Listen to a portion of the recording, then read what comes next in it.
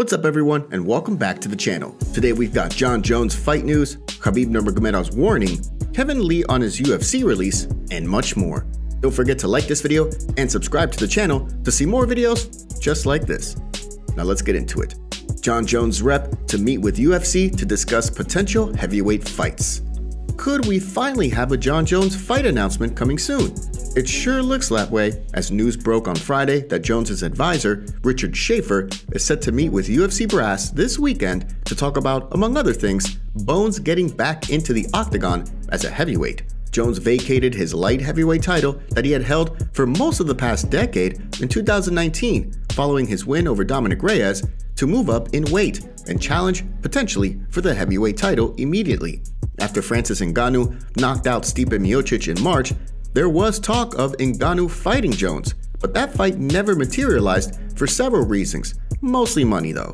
At the moment, Ngannou is expected to have surgery on his injured knee and will likely be out for the better part of this year, which leaves the possibility of having Jones instead fight Stipe Miocic, and this one could be for an interim title.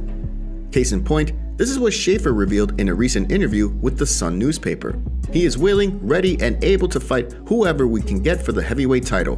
The reason why I just don't say Francis Ngannou. I'd love to put together a Francis Ngannou fight, and I'm in conversation with the UFC, and as a matter of fact, I'm going to be meeting with them this weekend in Los Angeles. Schaefer goes on to say that they are keeping their options open, although nothing less than the top guys will do for Jones's first foray as a heavyweight. What do you think? Do you think Schaefer will be able to secure a heavyweight title fight for Jones? And who do you think it'll be against? UFC 273 could be the card to hold Gilbert Burns' Khamzat Chimaev clash.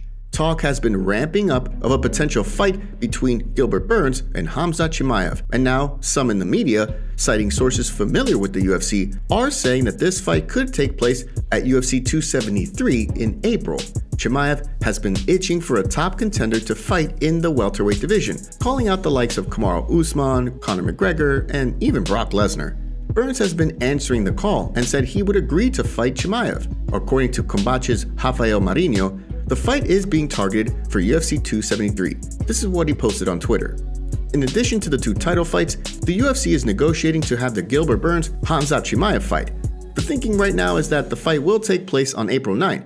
It depends if Chimaev is given visa approval to enter the USA. The original plan, according to some, was to have this fight take place at UFC 274 in Brazil. But since that card has recently been moved back to the US, it could be that the UFC will move this fight to UFC 273 in April instead. It's also being talked about as a potential title eliminator fight, as Burns has fought for the title before, while Chimaev has been on a roll, finishing all 4 of his UFC opponents inside of 2 rounds or less. What do you think about having this fight at UFC 273? And who do you think will win? Kevin Lee believes the UFC used him as a pawn in negotiations with Francis Ngannou. Despite losing 5 out of his last 7 fights, dating back to 2017, former UFC lightweight title challenger Kevin Lee believes his performance wasn't the only reason the UFC released him back in late November. Lee, who has been with the organization since 2014, has since joined Khabib Nurmagomedov's Eagle FC, but in a recent interview, he let it be known that, in his mind, there were more nefarious reasons that the UFC let him go, which has to do with Francis Ngannou. Lee and Ngannou are represented by the same person, Markel Martin of Creative Artists Agency, CAA, the same person who has been talking with the UFC about Ngannou's current contract dispute. Case in point, this is what Lee told MMA Junkie this week ahead of the Eagle FC 44 event in Miami. You know, I feel like I ate a lot of the flack for guys like Francis Ngannou in his situation with them. They used me as kind of like a pawn and a scapegoat. And really, I hope other fighters kind of see that that's what they do to you, you know? They didn't like the way the negotiations was handling with Francis, so they took it out on me to kind of show him a lesson. In the months leading up to his release, Lee says that the UFC's tone with him changed and felt that there was friction between him and the promotion. Add to the fact that he was suspended by the Nevada State Athletic Commission for testing positive for his ADHD medication, and it culminating into him being let go to become a free agent. But what do you think? Do you agree that part of the reason the UFC let go of Lee is to send a message to Ngannou? Let us know in the comment section below. Don't forget to take a second to hit that like button and subscribe to the channel to stay up to date on all the latest fight news. Jake Paul is a bigger star than Francis Ngannou, says Sean O'Malley. Sugar Sean is making a bold statement that some may not believe is that bold at all. In a recent episode of his podcast, Sean O'Malley and his co-host discussed a lot of the fight topics, and when the subject of Francis Ngannou came up, Sugar had a bit of truth he wanted to get off his chest. In the recent interview on the MMA Hour, Francis Ngannou revealed that he left $7 million on the table for not signing a new UFC deal after he won the belt against Stipe Miocic last March. Compared to what Jake Paul, a YouTuber turned boxer, was earning for his few short career fights at $25 million, Sugar took the opportunity to say this.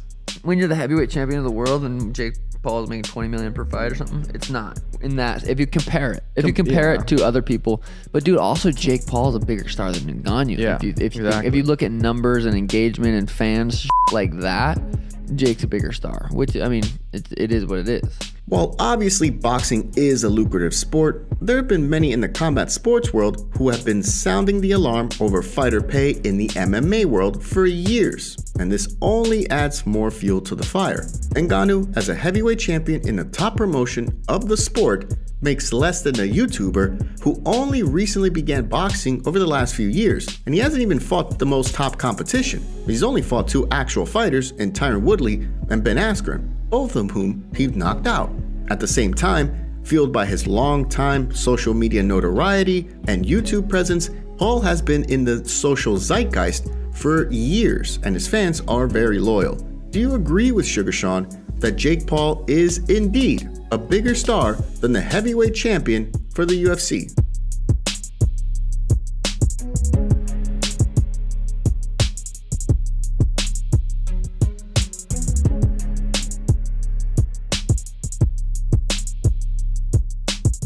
Khabib Nurmagomedov issues a warning to other promotions about Eagle FC. Khabib Nurmagomedov's MMA organization is settling into its new home in North America, and with all the hype surrounding the new promotion this week, the return of Rashad Evans, Kevin Lee vs. Diego Sanchez, and more, the Eagle himself is issuing a warning to the big organizations of the sport. During a media conference this week, ahead of the Eagle FC 44 event in Miami's FLX Cast Arena, Khabib named the UFC and Bellator in particular, but sent out a warning to all the big organizations saying this. If they don't treat good fighters, Eagle FC is here.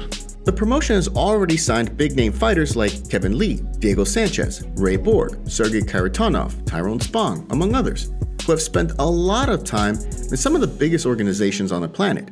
The roster is filling out, and as time goes on, there could be more opportunities for the upstart promotion to sign ever more well-known talent, especially with some of the new weight divisions, like the 165-pound super lightweight division.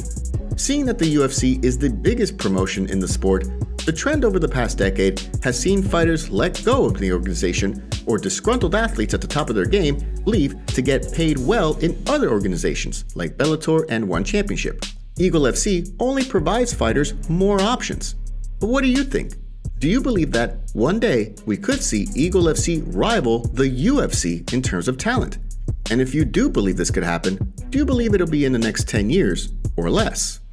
Today's video was packed with some juicy stories from the fight world. What are your thoughts about what's going on in MMA? Don't forget to smash the like button and subscribe to the channel to see more videos just like this. See you next time.